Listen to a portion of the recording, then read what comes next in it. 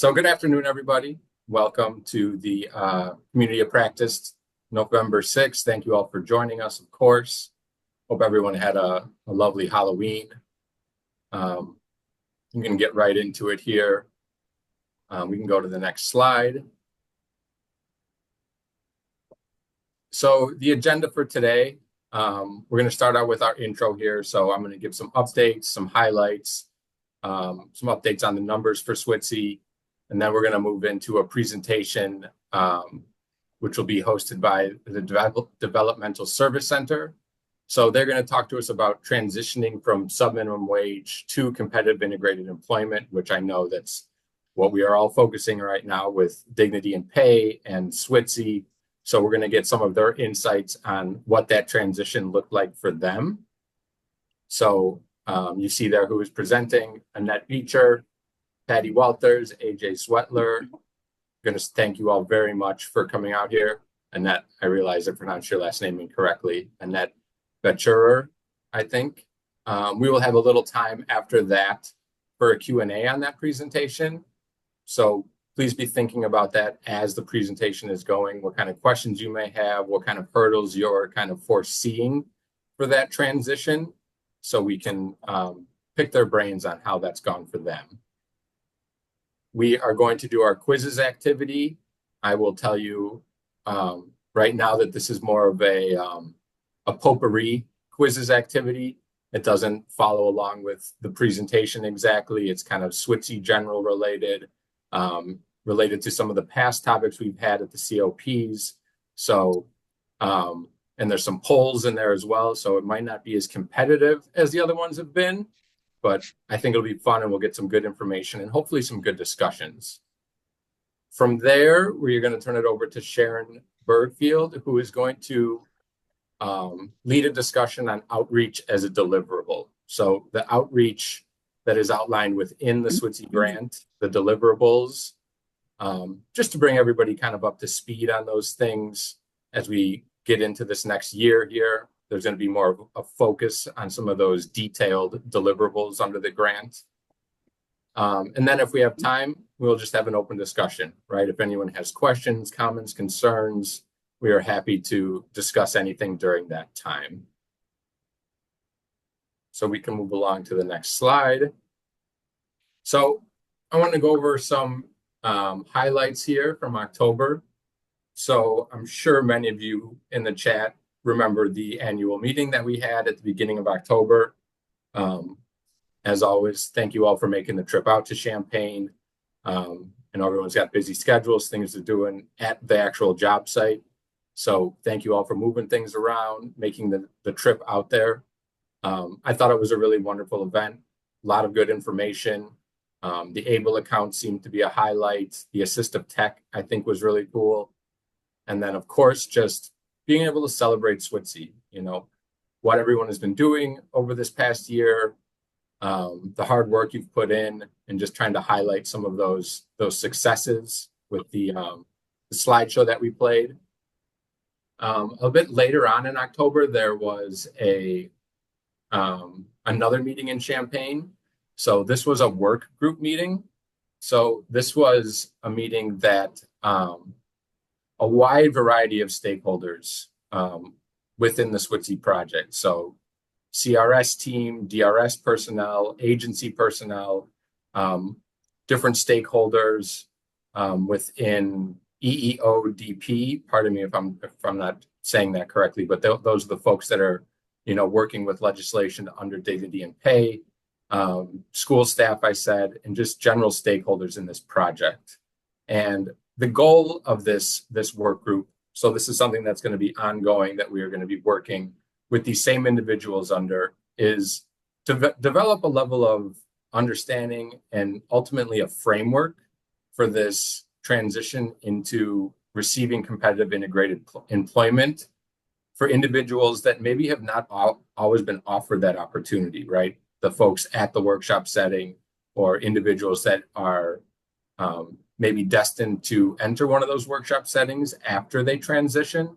So the goal of this is to bring a multitude of stakeholders in to kind of pinpoint the things that have to take place, the personnel that have to take care of those things in order to kind of smooth over that process, because it's going to be a change of pace for everyone. So we want to sort of develop a guide, sort of like the ICTW's guide, in order to navigate that process. So that's going to be something that's ongoing. The October SWTC Connect was released, and just some highlights from that if you haven't taken a look at it, obviously I suggest you do take a look at it. I think something that's really great in there is a bit of a brief about the first annual meeting, or the annual meeting that we had at the beginning of October. It includes pictures, so that's always cool to see. There's some highlights in there for some different SWTC outreach events that took place in October. There is, of course, a reminder for the Virginia retreat, which we will also talk about. There's the agenda for DRS's trainings that are upcoming throughout 2024, 2025. I would highly recommend taking advantage of those if you're working in that capacity with DRS. I attended one on billing the other day that was quite informative for myself. There's an information brief on interagency collaboration. This was presented during the annual meeting, but if you want to take a closer look at that, that document is there for you to view. And also there is the recordings from the community of practices that took place during the annual meeting. So if you're looking for more information on ABLE, if you want to rewatch that presentation, that is there for you to take a look at your own time. And then the Virginia Retreat hotel rooms. So Adriana was kind enough to get us a contract with the, where am I at? Pardon me. With the Hilton Richmond downtown. So there's a block of rooms available for us at a lower rate. You should have received a link from your CRS team member with that link. I know there was a bit of confusion about the dates, but I just want to highlight that that event does start on January 6th in the morning. So we are encouraging folks to try to get to Virginia on Sunday the 5th. And if you have any issues using that link and booking rooms on the 5th, please reach out to your CRS team member and they can help you navigate that. I know there was some folks were having some issues. So if you're having an issue, just reach out. It's a really quick fix. Just let us know. And then another really exciting thing is that SWTC has now provided iPads for the employment specialists. So one thing that I would say is I would encourage you all to link your emails to those iPads so that when you're out in the field, you can stay up to date with what's going on. You can send emails, follow up employers, whatever you need to do. We all know you spend a lot of time in the field, so having mobile access to that and not having to use your own personal phone is a huge benefit.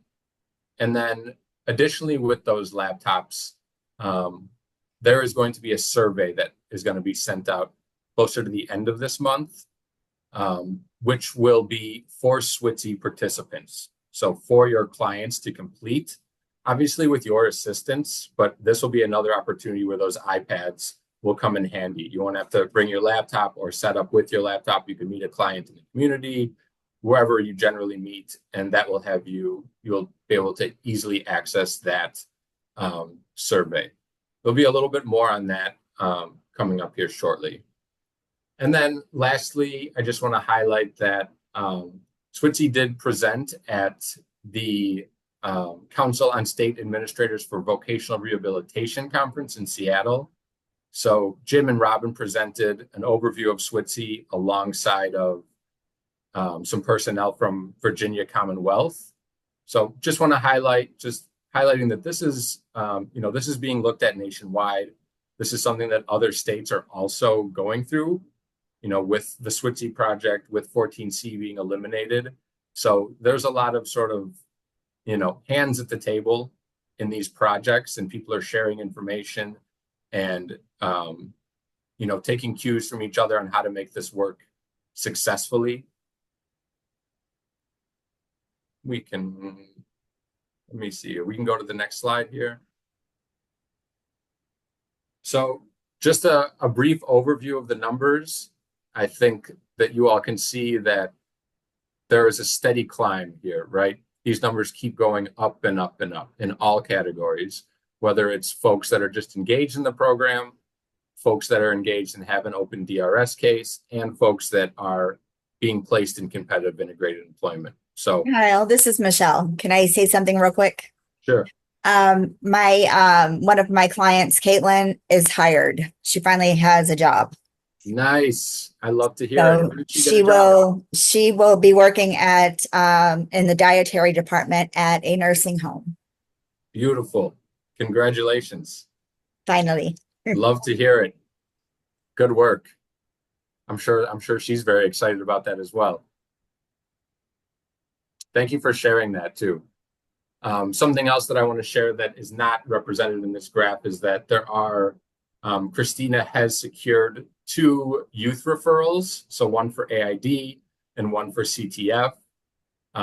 So that's exciting as well. That's sort of a different population that we're trying to break into. So shout out to Christina, AID, CTF for putting in that work, making that connection, having those conversations, and helping those individuals get connected with SWITSEE. And then I think, Chung Lung, if you want to talk about that evaluation survey a little bit here before we jump to the next slide, I think this would be an opportune time for that. Thank you, Kyle. Kyle, would you mind kind of share my screen here? Let's see. If you don't mind, I kind of, sorry, I kind of should let you know first that I have a slide, but yeah.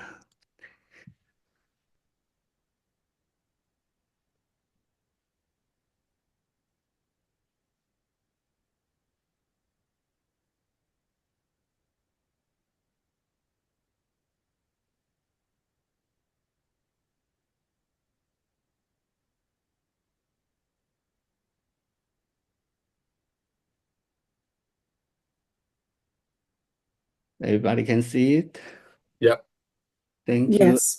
Thank you for letting me join this meeting. Basically, I'm from the evaluation team. My name is Chunlong Li, and as Kyle mentioned, we starting rolling out the quality of life survey, and it's coming hopefully by the end of the month, and we will kind of want to ask the employment specialist help, kind of spread the word out and to let our, especially the client from the pilot year. I think there's about 50, 60 a client, and to kind of assist them to complete the survey. So that's our goal. And uh, uh, from the next coming weeks, I heard the employment specialists have the kind of a regular meeting with our CIS team. So we will kind of use this opportunity, give you some basic idea. I will not say it's a formal training, but I will kind of help you to go through the survey. And the survey is a little bit long. It's about 45 questions, including 4 open-ended questions. So we kind of expect will take about 45 to an hour. You know, at the beginning, I kind of optimistic about 30 minutes for the after our discussion, probably it will take a little bit longer.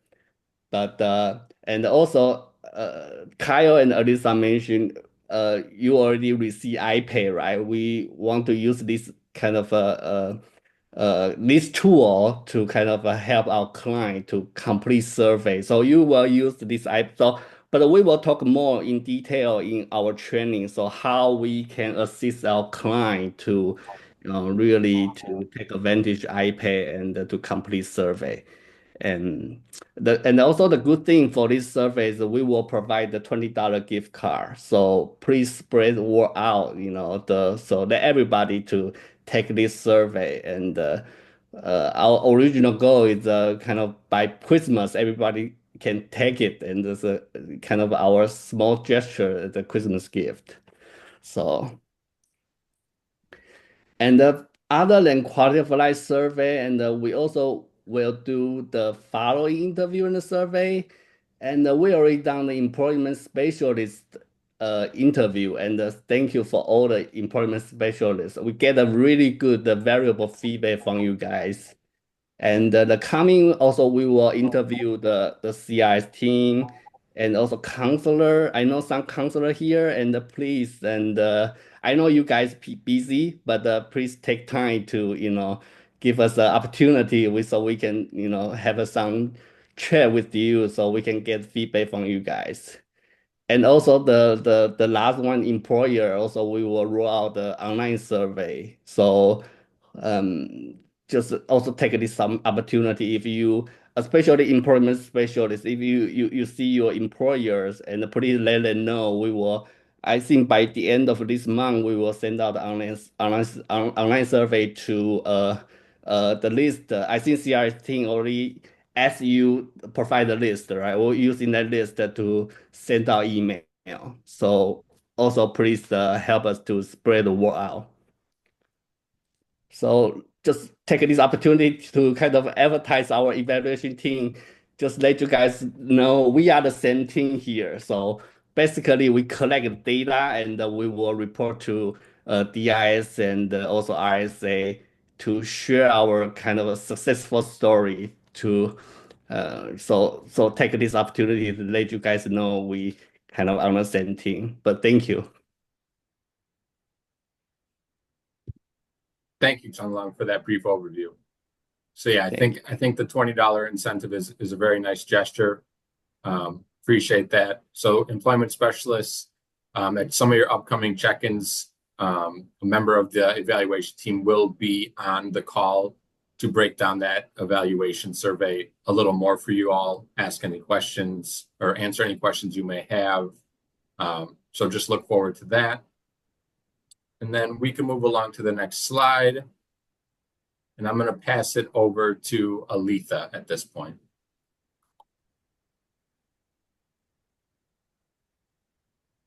Thank you so much, Kyle. And thank you, Chunlong, for that, overview of the quality of life survey that's coming up. I want to say good afternoon to everyone. We have sort of started a tradition with here at our COP where we share an inspirational quote at these monthly community of practice team meetings. So today, I want to encourage and inspire us all with a quote from the Reverend Dr. Martin Luther King. This quote is actually from one of his final speeches about 2 months before he was assassinated on April 4th of 1968. So if you want to do a little research, the full speech is actually called The Drum Major Instinct. If you're not familiar with it, it's an amazing and powerful speech. So the quote reads, "Everybody can be great because anybody can serve. You don't have to have a college degree to serve. You don't have to make your subject and verb agree to serve. You only need to have a heart full of grace, a soul generated by love." Dr. Martin Luther King Jr. So I share this because I see it as a very powerful message that we can all take to heart. And so on those days when we are discouraged and things are not going so well, we can always try to remember that we each have a purpose. And that purpose is to seek out those individuals who have been overlooked, who've been underestimated, and have been traditionally underserved, and help them to reach their full life potential. So you are doing good work. We're all doing really good work. So I wanted to share that quote, and I hope that you will take that with the intention that it was given. I also want to open up this platform. The CRSs would like to offer opportunities for anybody that's on this call involved with SWTC. If you have a favorite inspirational quote that you would like to share during one of our COP meetings, just email one of us and let us know, and we will give you this platform to share that inspirational quote. So thank you so much for that, giving me an opportunity to share that. Thank you, Aletha. And you're just reminded me of something that I wanted to touch base on really quick before we pass it over to the Developmental Service Center. Of Please be course. aware that this will be, we're going to be skipping this community of practice during December and January. So the next one will be in February.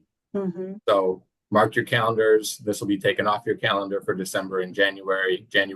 We will be in Virginia. And like Aletha was saying about bringing more of your input into this, during that next COP, I'll be reaching out to the agencies individually to gather some of your more specific highlights agency-wide. So we can highlight those as well and discuss those and make sure those get celebrated during these calls as well. Thank you for that, Aletha. I'll pass it back to you.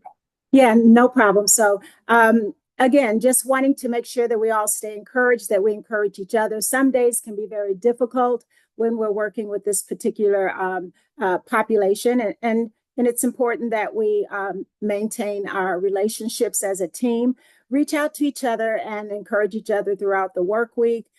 Feel comfortable with doing that. That helps to build team, that helps to build trust. And that's so important so that we can all continue to do this good work. So now to move on, with us today are a select group of leaders from the Developmental Services Center that's located right here in Champaign. DSC is a not-for-profit organization that has a long history of providing services and supports to children and adults with intellectual and developmental disabilities. Their service areas include all of Champaign and Ford counties here in central Illinois. DSC offers an array of services, including case management and family support, early intervention with infants, with individual families who have infants that need early intervention services. And they also have a community day service programs. They will present today on their experiences in their employment services program and how they have transitioned successfully from sub-minimum wage programs to competitive integrated employment and customized employment services. Please join me in welcoming our special guest who I have had the pleasure of knowing and working with for 25, 30 plus years in the Champaign area in my previous role as a rehabilitation services supervisor here in Champaign at the local DRS office. I'm really pleased to have you guys here, Annette, Patty, and AJ. I am just like ecstatic because I was hoping we could have you join us one day. And I sat across the table with Danielle Matthews a month ago and didn't know who she was and introduced myself. And I was like, yes, this is supposed to happen. So, and for those, just so I can announce that Danielle Matthews is the CEO of DSC. And so she was very helpful in helping me to pull this presentation together. So without further ado, I'd like to turn this over to Annette Becker, Patty Walters. Annette is the Director of Employment Services at DSC. Patty is Executive VP of Clinical Services, and AJ's Welter. Am I saying that correct, AJ? You're actually very close. Okay. Zwetler. Oh, so the Z is very well pronounced. Okay, Yes. Zwetler. And AJ and I have met a few times as well on behalf of customers, and he is the employment manager. So Annette and Patty, you guys take it away. Thank you so much for being here.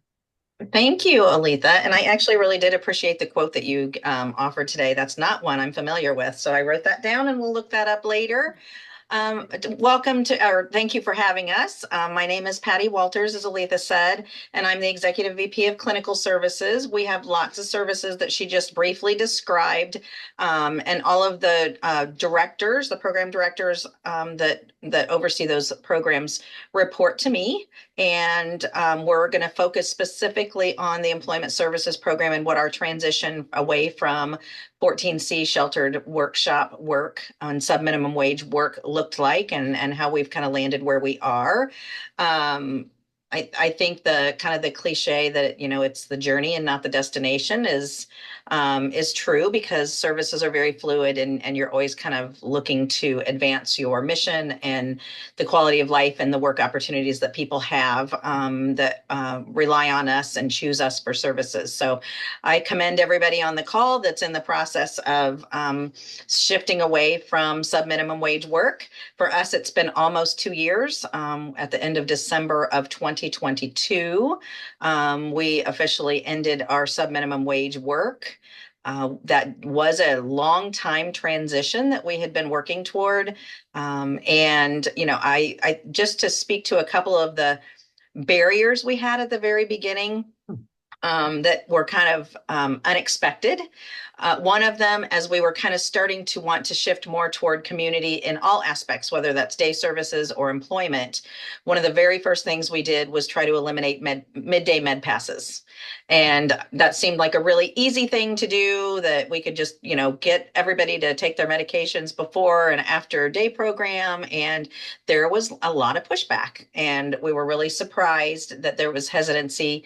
But I think once we really explained that the purpose was community employment and community day services to really embrace what the community has to offer and be a part of it, people did kind of eventually go that route with us. Some of you might also be experiencing some hesitancy from parents and guardians.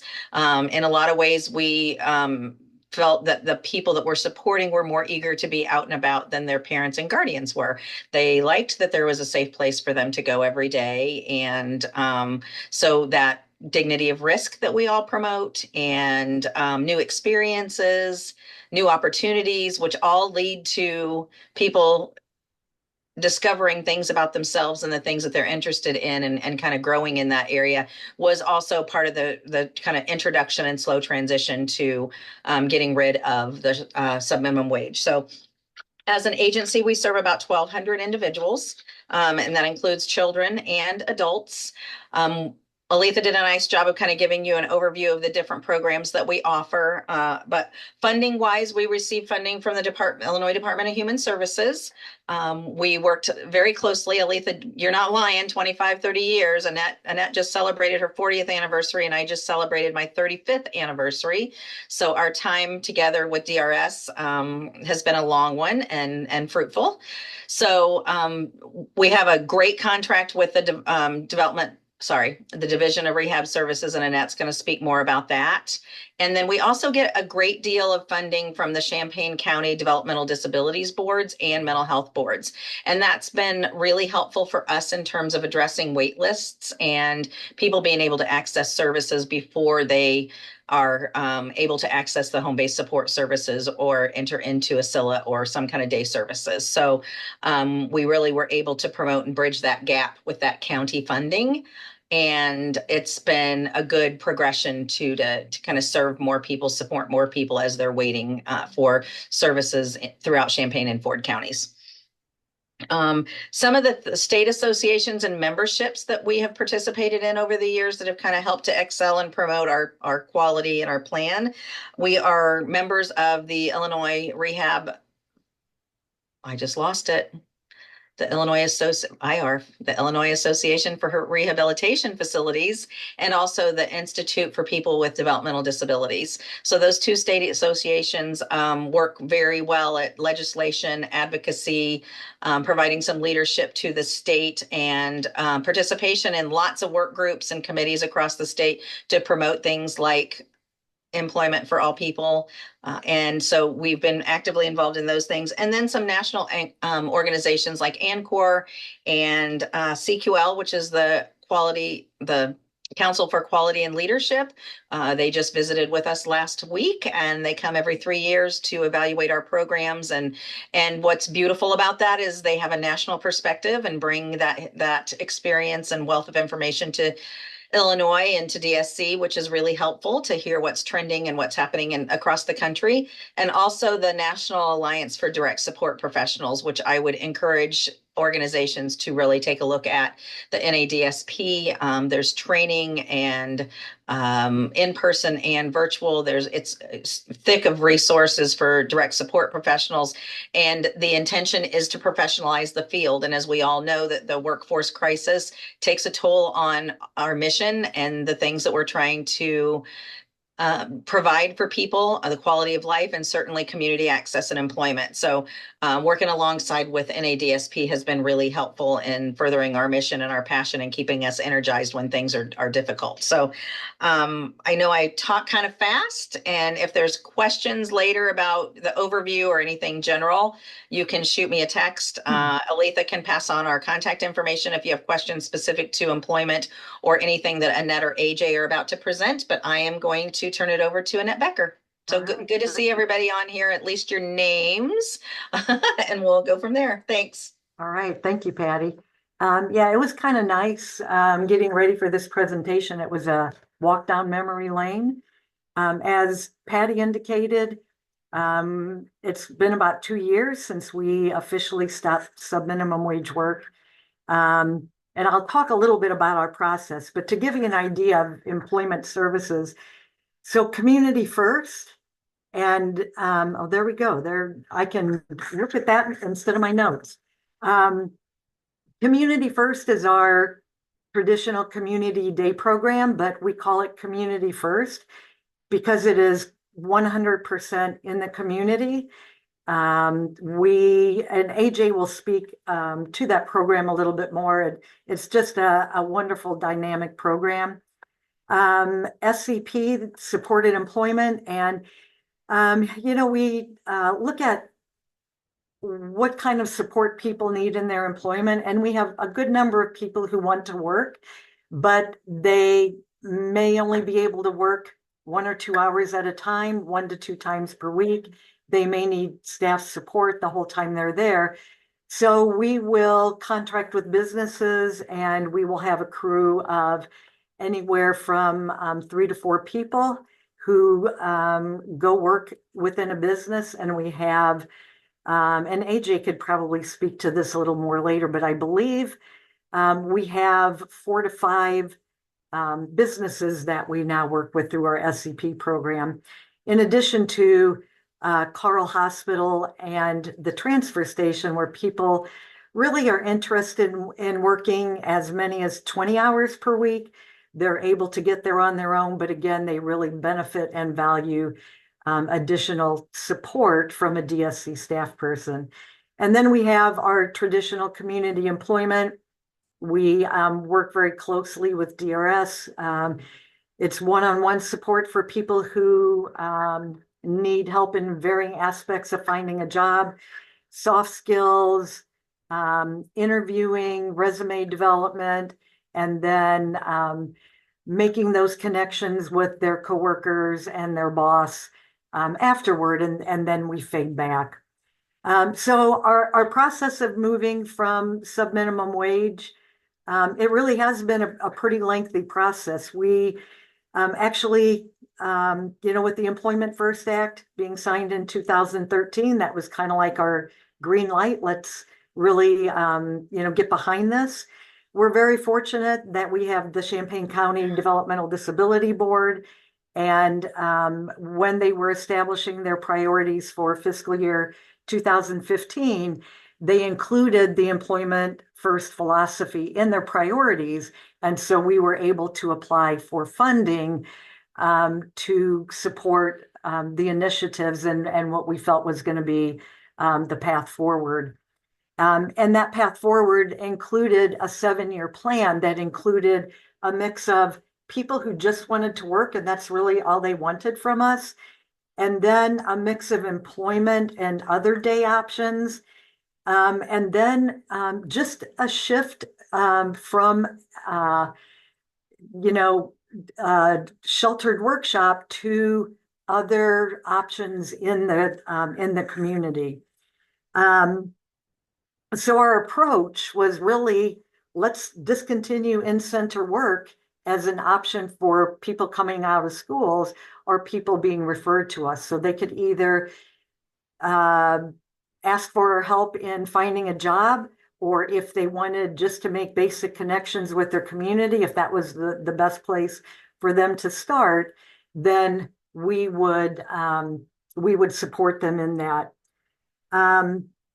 We really made an effort to maintain and strengthen our collaborations with other stakeholders.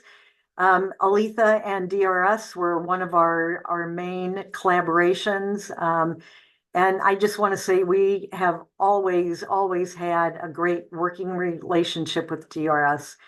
And then the other was the Developmental Disability Board. And every year that their funding priorities included kind of our next step in the process for moving away from sheltered work. And part of that was helping to introduce other options over time that did not include working at Clark Road, which was where we provided the sub-minimum wage work. And I think another piece, and Patty was talking about all of the associations that we belong to. And we also used for staff development, Griffin and Hammes and Mark Gold, which I'm sure you all are familiar with. And then the other piece is just training within our own group, within the people within our own team. And as new staff come in, and we always have turnover, and that's been especially true since COVID, that new people bring new ideas. People who have been there for a while share their experiences. And when the team meets together to talk about people that we're trying to help support in finding employment, that one idea leads to another idea. And then again, we're all learning from each other. And when people are feeling pretty whelmed because there's a person who might have some very specific requirements for a job, and if you're the job coach and you're the only one who's feeling that burden, it can be pretty overwhelming, especially as the clock continues to tick. But when you approach it from a team aspect and the whole team is saying, okay, here are our parameters, let's work together and develop ideas so that that quote unquote burden can be shared. And then I'm going to turn it over to AJ, and this is where the Community First program comes in, and really what AJ and his staff have done have just been instrumental in our transition. Hey, thank you, Annette. I really love talking about this program. I'm extremely proud of it, and the opportunities that we have been able to offer people. Currently, we have approximately 40 different offerings throughout the week that people can choose from. That range from exploring their interests, certainly some volunteering experience, and even some supported employment opportunities, like Annette was talking about earlier. We really love to help people explore their interests because, I mean, how do you know you like Rocky Road ice cream if you've never been exposed to it, right? So things that we help people explore are like arts and crafts, and different things that they might want to work on. We volunteer at a food bank, at a thrift store, to really help people identify some things that they might want to do for work, or just learn more about. And of course, we love to highlight all the non-traditional employment opportunities that have kind of naturally grown from this. I do want to share about one person in particular, who we've served for quite a while, actually, in multiple programs, throughout our agency. This particular individual we had supported, trying to find the perfect job match for a lot of years. And he comes from a farming home, and we were able to finally get him set up with some work at Menards. And we, initially thought that was amazing. He was doing a great job, but There were some things that, his, consistency and, in particular, ability to commit to some of those things was a little bit of a struggle. So, what we were able to do throughout some of these group offerings, he had signed up for some art experiences, and some exploring some creative things. So, he does like woodworking, and we were able to create a space for him to explore that, through, you know, offering him, group classes at the Crow. The Crow is also funded by, DDB, and we use that space to offer, artistic experiences, and non-traditional employment opportunities, like, creating, like Wade likes to make benches, and has been very, popular in making, some of those things like, wood Christmas trees and such, throughout the holidays. But we did find that, with this, he was more successful at the thing that he loved, which was woodworking. So he was able to leave, Menards and makes quite a bit of money off of some of these things that he makes. I wish I had a picture, to show some of the benches that he's made throughout time. But he's pretty impressive. And he's also explored other things, not just woodworking, but, sewing. He's, like I said, a farming guy, so it's, pretty interesting to see how he's taken to sewing, and even co-leads some of those activities that we're able to offer throughout the program. So that's been a huge success for him, and we're very proud to have been able to help him throughout, the way there. So yeah, other experiences, that we've non-traditional employment opportunities that we've had, the opportunity to offer people would be like candle making, and soap making and things of that nature that, we are, support people in selling throughout the community at farmers markets and, fairs and festivals. We certainly open the Crow quite a bit, and invite community, members in to, buy art that people have made there, and candles and the things that they make there. And we're able to, pay people minimum wage to make those items, which has, been a really fun thing for us to be able to do. So, yeah, I really love talking about the program, and, I encourage you, if you're in Champaign, to come to the Crow. We will be having an open house in, December, on December 8th from 11 to 4. So you can come and see some of the Christmas trees, those wood Christmas trees and benches, and some of those really lovely smell good items that I mentioned. So, hope to see you there. I was wondering if you were going to put the plug in for the open house. Yeah, I can't miss that. I can't I was miss going to say, how that. could you miss that? And just to say a little more about the gentleman who is making money woodworking. Over the years, we supported him in many, many jobs, and he just was not successful. And as with anyone, when you have an employment or a job that does not end on a positive note, it really does affect you going into the next job and the next one and the next one. And, what we were expecting him to do was fit the traditional parameters of employment instead of stepping back and saying, what does this guy like to do? And some days he wants to do it, and other days the motivation just is not there. So, one of the things that he needed was to be able to work on his own time frame. And I don't know, I'm not self-employed, obviously, because I've been at DSC for 40 years and need the structure. But, for some people, I think they like to have that freedom to work when they feel inspired to work, and especially in the field of art.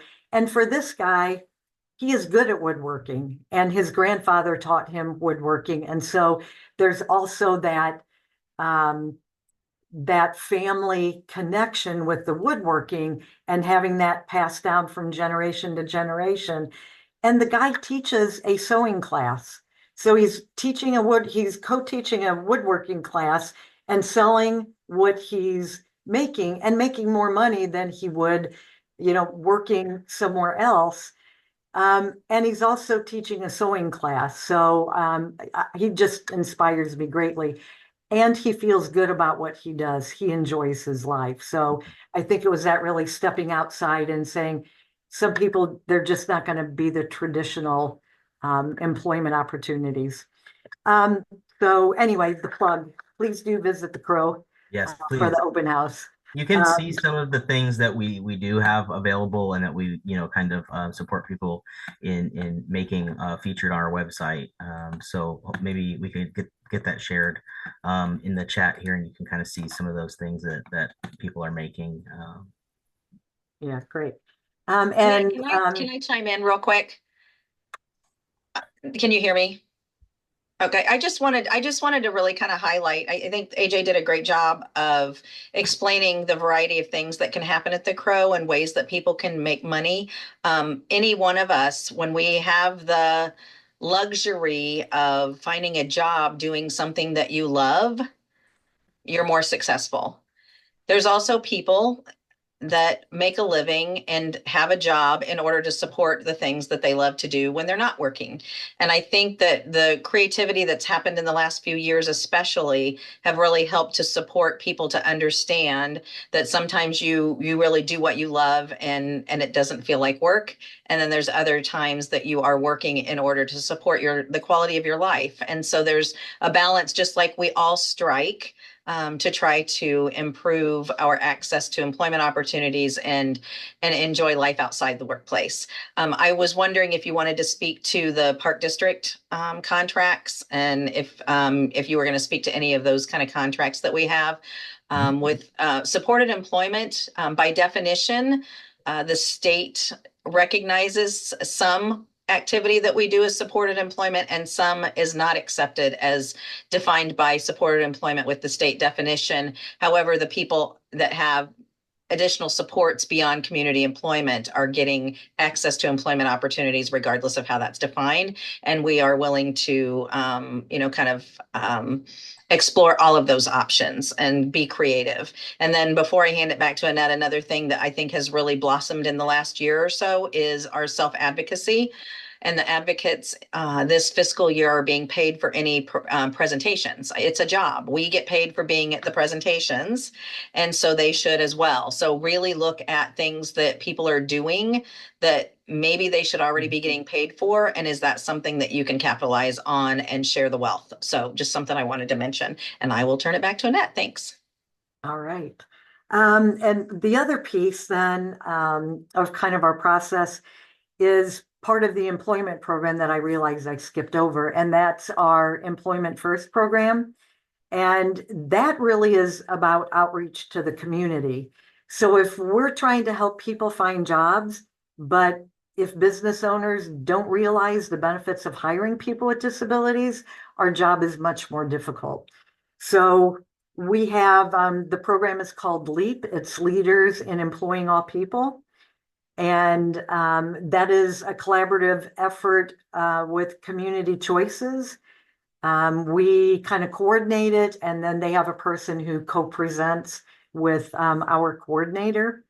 And LEAP, the actual LEAP training, is about an hour-long presentation that talks about accommodations, the benefits of hiring people, equality. And that one is geared more toward hiring managers. And then we also have the frontline staff training, which we added. And that's for the people who are the coworkers and the peers and those who are going to be the natural supports, and kind of talking to people about how can you just be a natural support to a coworker who just might need a little bit of help from you on occasion. And then the last piece that we actually just added, we've added an employers registry.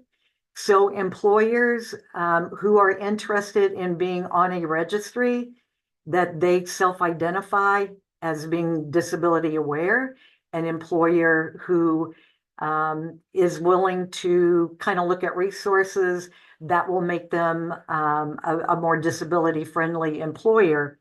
So we have the registry, and then we provide resources and training opportunities for the businesses.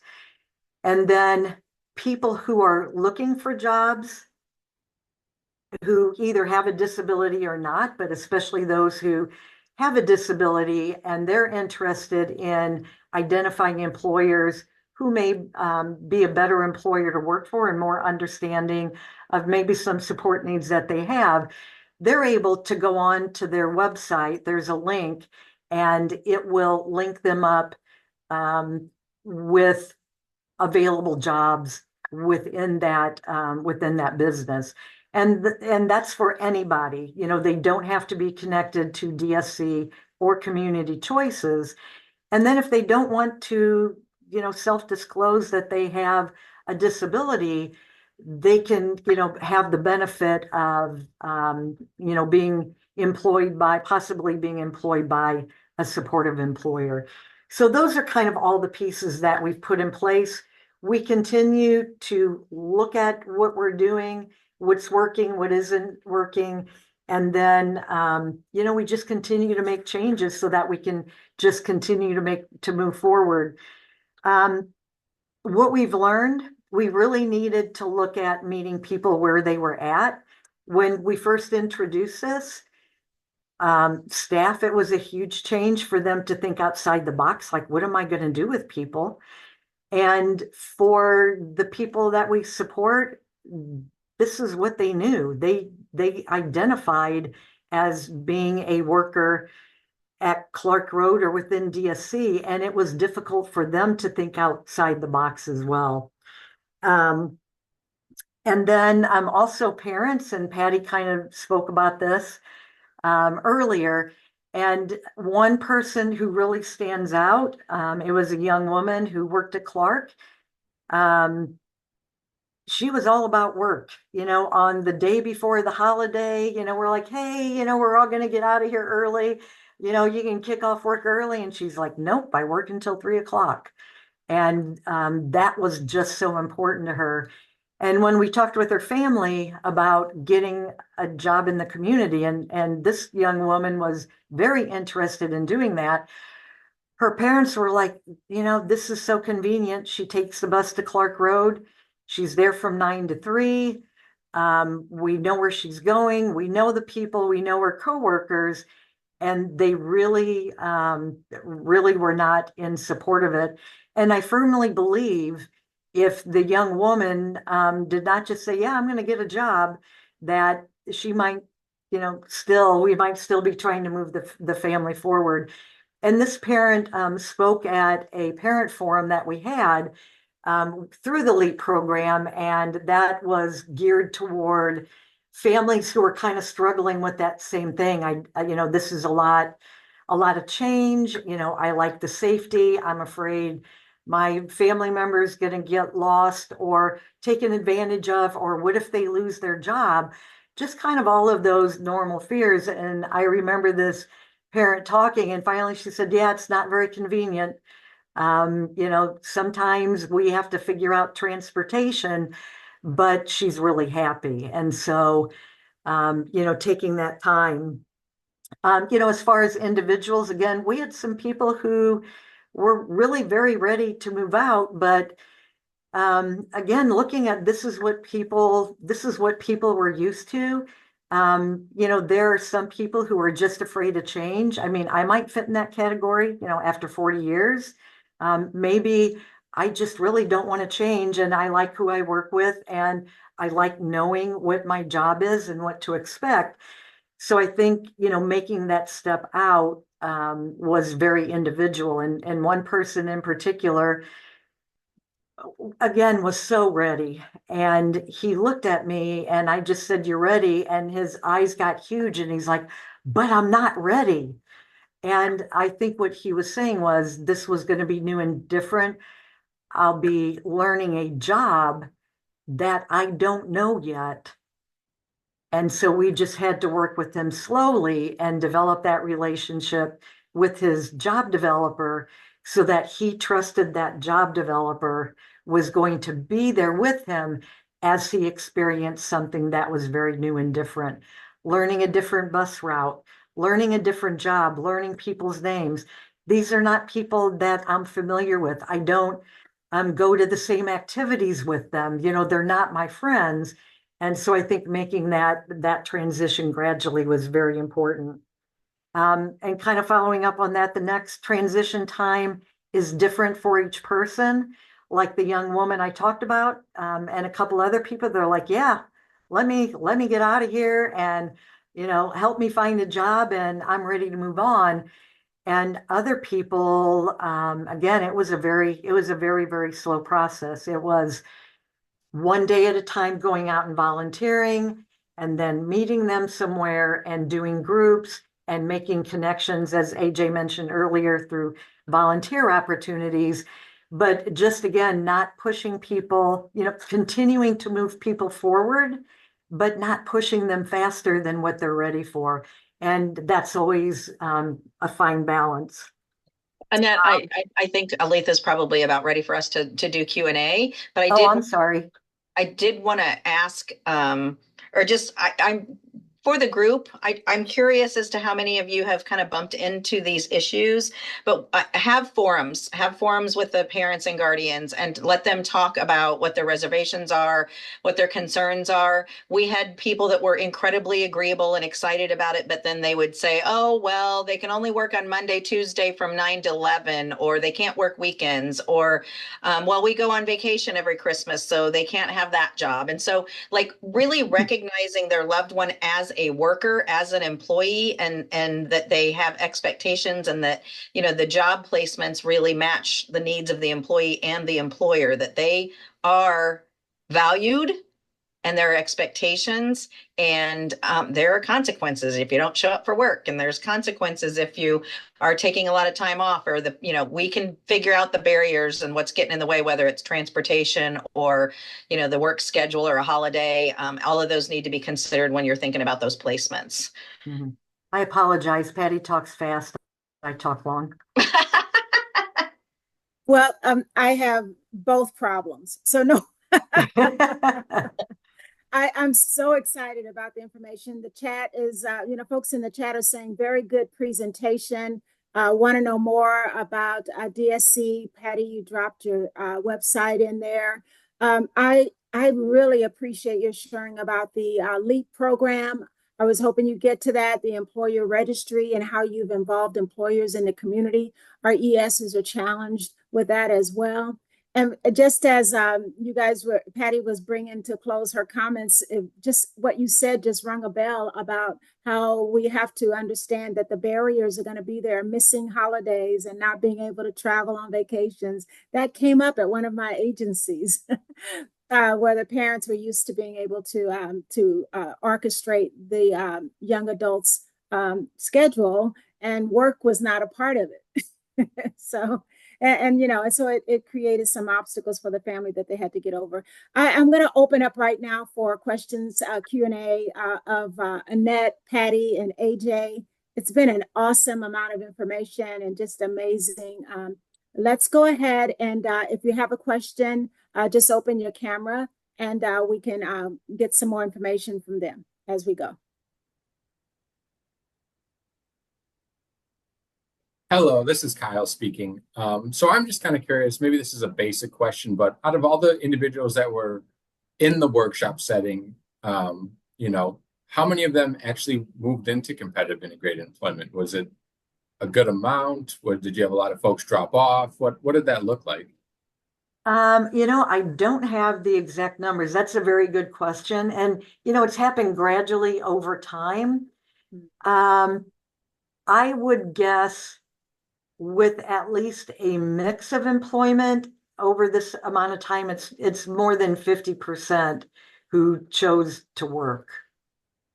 I think also when we kind of finally had a date in mind, we evaluated all of the workers that used to do sub minimum wage and determine who really came close enough to the productivity level for some of our contracts that they could be moved to minimum wage. Because, if they're not producing, we can't afford to pay. So there were probably 10 to 12 people that stayed on site. A lot were older workers they really weren't interested in learning a lot of new skills and shifting out. And then there's some that's all they want to do. But we were very afraid that there would be a lot of people that would just quit coming, that if we filled that gap with something else, or if they weren't full time, and we're pleasantly surprised that really didn't happen. Yeah, I would kind of think the same thing, that there might be some folks that just kind of disappear. And yeah, like you said, some of these individuals, right, they've been doing this work in a workshop setting for 20, 30 years. So to think about someone coming in and saying, hey, you can't come here and do this anymore, or it's going to look different, is a huge bomb to drop on them. That's all they know sometimes. So yeah, that's just interesting. Another thing I was curious about is you're talking about sort of the candle making, the extracurricular kind of stuff, the farmers market. How do you get funding for those kind of materials to do those type of things? How does that look? Well, I think somebody also put in the chat that they wanted to know more about the Crow. But it is the Crow is funded by the Champaign County Developmental Disabilities Board. And we do get also support in paying for some staff wages as well. So that is very helpful in making sure that we have the supports there in teaching people to make these items, and then supporting them in actually selling it at an art fair, farmers market location.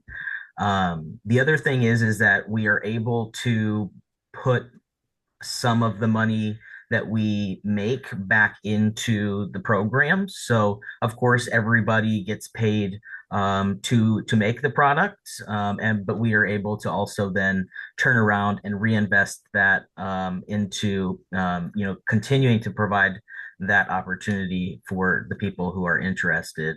And there's still people who have left our workshop and have gotten jobs, came back even to us to explore other things at the Crow to kind of supplement the money that they're making.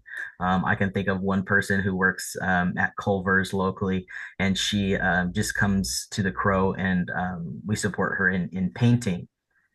And anytime we open like the space gallery style, she sells paintings like off the wall, hundreds of dollars, every year that she makes from selling her paintings, and she's incredible. So, yeah, I hope that answered your question. To kind of add on that too, so when it's an individual project, like for the man who makes the benches, we pay for the material up front. And when he sells the bench, he just reimburses for the cost of the material, and then all of the revenue is his.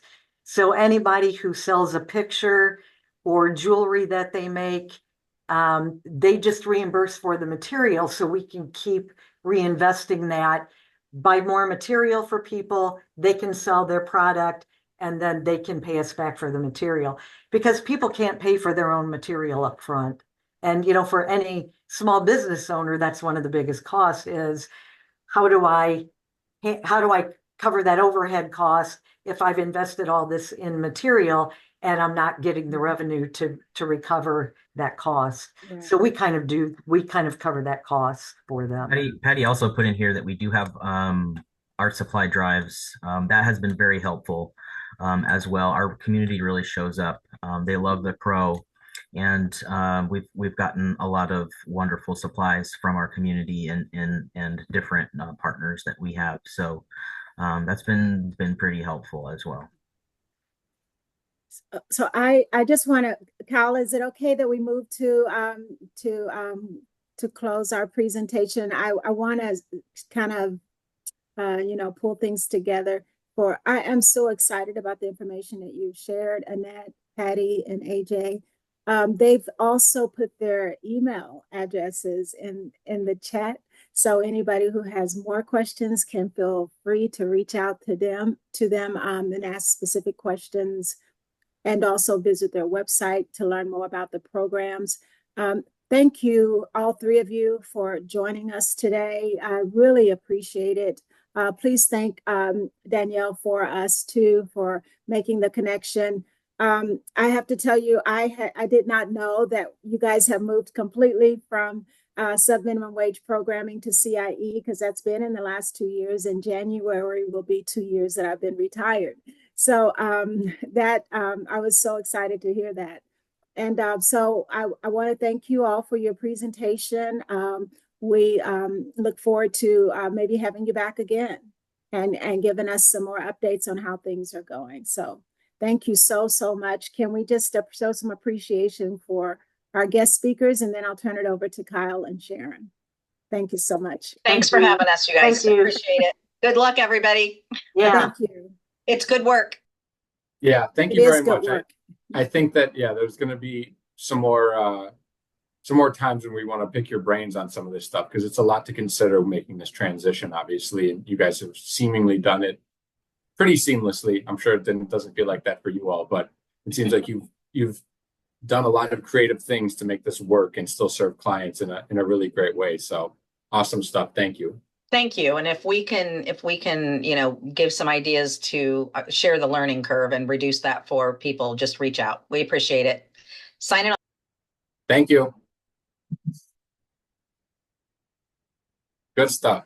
So I know that there wasn't a lot of time for questions there. If you have questions, throw them in the chat.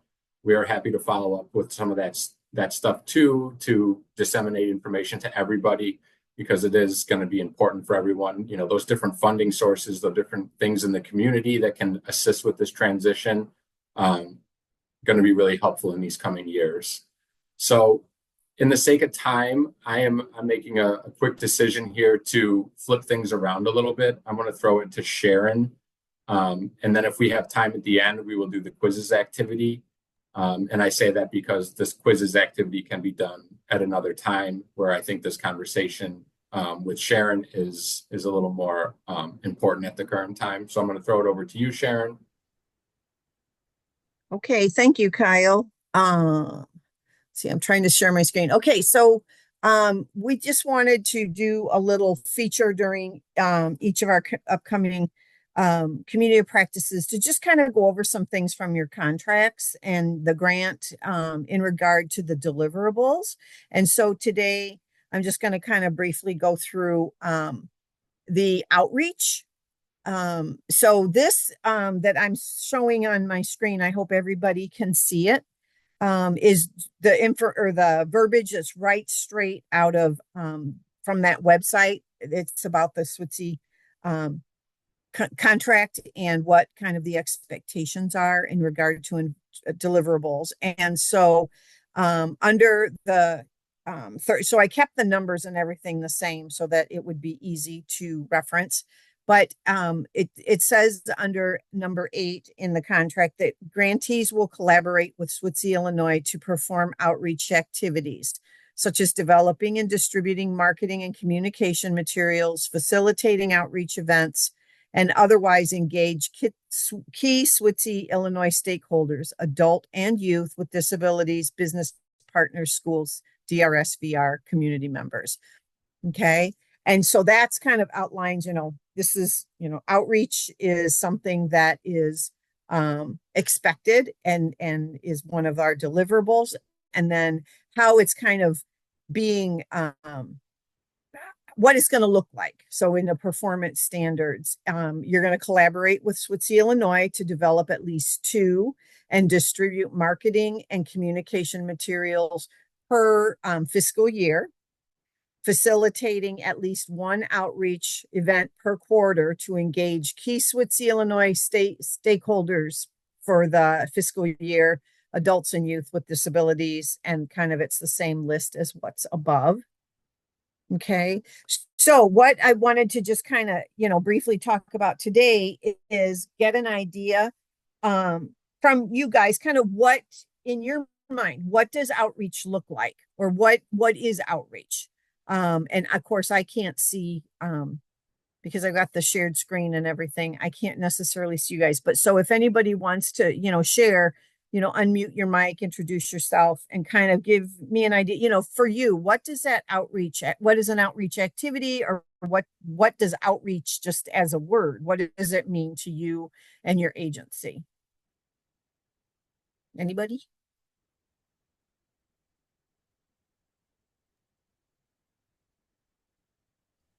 Nope. Okay. I could jump in This is here, Sharon. Kathy. Okay. This is Kathy from the workshop. Thanks, Kathy. Hi. Hey, so some of the things that Cindy and I have done for outreach, just going out and meeting with the schools and just different organizations in town, going to presenting at the chamber. I guess it could just mean a lot of things. It could be anywhere from inviting people here and having just an informative session on SWTC and SCP, or actually just going out and meeting people at their workplace or schools. Yeah, thank you. Yeah, it can look like a lot of different things. It can be, as Kathy said, going out into the community or hosting something at your agency to bring the public in.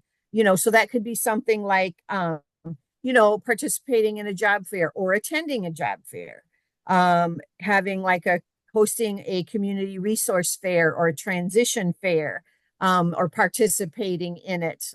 I know with the workshop, we talked at one of their recent transition planning committee meetings about how they have a community resources fair or a transition fair at Highland Community College. And then they kind of, you can kind of be on both sides of the table there. You could actually have a booth there to present about your agency, or you would, make sure that you're helping to get the word out for the individuals and their families to attend and gather more information about services or events or, other things that have to do with, transitioning to adulthood or employment. Attending an IEP meeting if you're invited, absolutely talking to those special ed teachers at the high school level and, letting them know you're there and giving them information. Christina, I see you have your hand up. What do you want to contribute? Yeah, and I just wanted to shout out a few of the agencies that I've gone to transition fairs with. I know HSS, we went to the Great Transition events, and that was really fruitful because we were able to sit next to each other and talk to clients together. I also did that with CTF. We went to the Thornton Fractional Transition Fair, and then AID, I want to give them a shout out as well. They invited me to a disability hiring event, and that was a way that we were able to meet with youth as well as some adults, and already have some meetings set up with them. So just shout out to them as well as, and then again, HSS, I know we met with some parents via an IEP meeting. So there are definitely ways to get the information out there. And I know, Sharon, you mentioned just TPCs, getting involved with your local TPC in your area. Yep. To get that information out into students and their families' hands. Sure. Thank you. Thank you. And I'm not sure if Brandy's still on here. I know she had to leave early, but the Kreider services in Dixon, I know they're very active with, they have a trend. I've gone to a job fair with them and met some different people. They do a lot of community service work, which can be outreach as well. They participate in volunteerism in this, in Dixon, as I know the workshop does, and I'm sure all of our agencies do. But, just, showing up to maybe a volunteer event, such as, I know that Kreider participates with the community gardens type thing. So, just showing up for that and then kind of, engaging someone in some conversation about SWTC or about Kreider or your agency or, things that you're doing, your mission, your passion, just, kind of getting that word out is very helpful. Did anybody else have any, thing that they wanted to share as far as things that they are doing, or maybe even now that you've heard some of the suggestions or ideas, is there something that maybe you're thinking, oh, we can do that? I can just Hi, jump in here. I'm sorry. Hi, this is Teresa from CTF, Illinois. I just wanted to share one of the things that, along with Christina and our employment specialists, have been attending job fairs Nice. and doing some networking there to meet different companies who are hiring, and then just to introduce what we do. We also have a parent whose child attends our program here.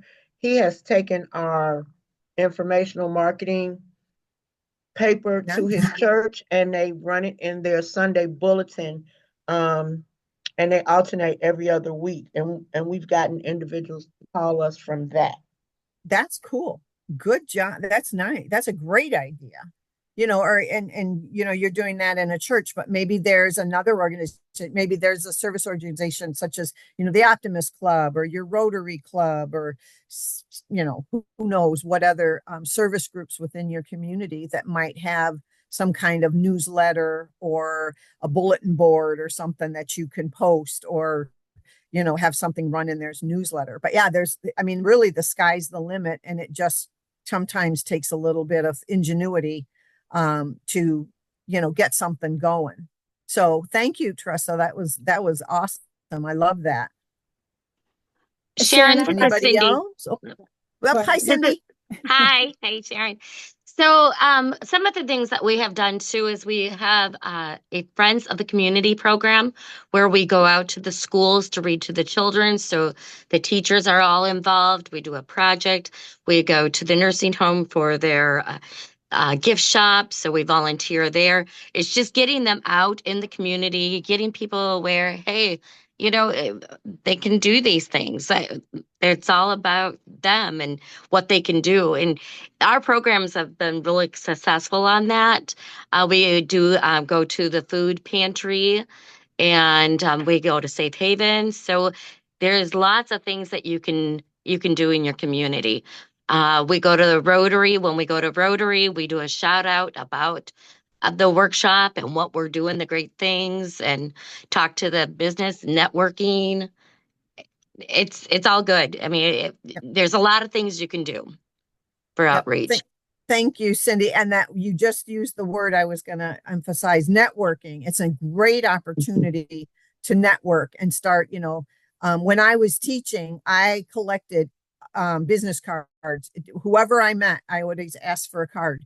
And that way, at some point in time, I could circle back and touch base with that individual and see, was there an opportunity there, or, for anything, for them to be, a speaker at our department meeting, or maybe there was a job opportunity or something, but it was just an opportunity to network and kind of get yourself and your agency out in the community and kind of market yourselves as an entity that can be, helpful, and also a talent pool for the local businesses and the local workforce. Does anybody else have something they want to share? Anybody have any questions?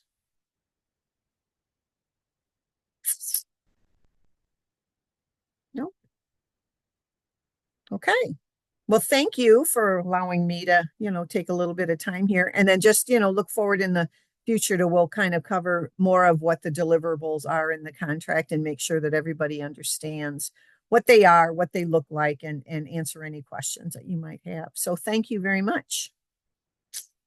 If I throw this back to Kyle or Aletha or somebody. I caught it over here. There you go. Nice catch. Thank you very much for that, Sharon, and thank you everyone for sharing some of that stuff, because like Teresa, that I thought that was a great idea, right? That's marketing that is just occurring for SWTC. You're getting some bites from it. It's really great. AID has had career fairs. I know CTF, you had the ribbon cutting ceremony for the new building where you brought the community in. Just the more that people are aware of SWTC and what we're trying to accomplish, obviously you're going to get more people interested, and the more people we get interested, the more chance we have of identifying the correct people within these communities that are going to support and be potential employers or supporters of this program. So we got 6 minutes left here. If anybody has any questions, concerns, this would be a great time to talk about them. We are here, we're open. If anybody would like to chat about anything, feel free to let us know. Kyle, I wanted to share something very quickly. I think we forget about the immediate folks that are in our circle of concentric contact when it comes to families and neighbors and friends, people who are business owners that you know, and even the family members of the customers that we serve. You know, they have friends and they have acquaintances, and they are, you know, they are people who go out to these various businesses, and they are patrons. So my suggestion is not to overlook any opportunity to share about SWTC and to build the relationships, even if they seem insignificant. I've known situations where families have had neighbors they did not know were business owners. And in conversations, they have discovered that, you know, that their neighbors were business owners, and it was an opportunity for their son to actually work at their business. And it was just because they stopped to talk to each other. So I would say don't underestimate the opportunity to have those very casual relationships actually lead to employment opportunities. And Janelle has a chat as well. She wants to remind everyone to please share those outreach events and with the communications and operations team. That would be she and Adriana, especially if you're highlighting these events on your social media. We would love to highlight you on the SWTC and the IIRER socials as well. So on the Institute socials and on our SWTC website, we'd like to showcase some of your activities. Thanks, Aletha. This is Kyle speaking again. So just a few things before we sign off here. No community of practice next month or January. The next one will be on February 5th, which is a Wednesday.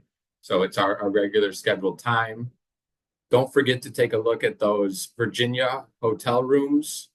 Get those booked up, look at your flights. If you have any questions, reach out to your CRS team member. They can assist with anything there. And then lastly, some of that evaluation stuff that's coming up. So I think the first one that's going to be going out will be the one that's for the SWTC clients themselves, where that $20 gift card is included. And then you will hear more about that at your upcoming check-ins, because there will be a member of the evaluation team joining to answer questions and kind of discuss what that looks like a little bit. So you have a better idea of what that's going to look like when you do sit down with your client or you do ask them to complete that survey for us. So I want to thank our presenters again. Really, really awesome presentation. Very, very insightful into this transition from that workshop setting and what that looks like. I think that you all will be an asset in the future as agencies are getting closer to working out of 14C. So thank you all for being here and sharing that information with us. And then I'll just say finally, thanks to everyone on the call, everyone that's here in spirit from SWTC. I know some people are out in the community doing the work. So we appreciate you all. We look forward to these events. We look forward to any sort of insight you have to make these events better. So feel free to share that during your check-ins with your CRS, and that'll definitely get thought about. And yeah, everyone, I hope you have a great day.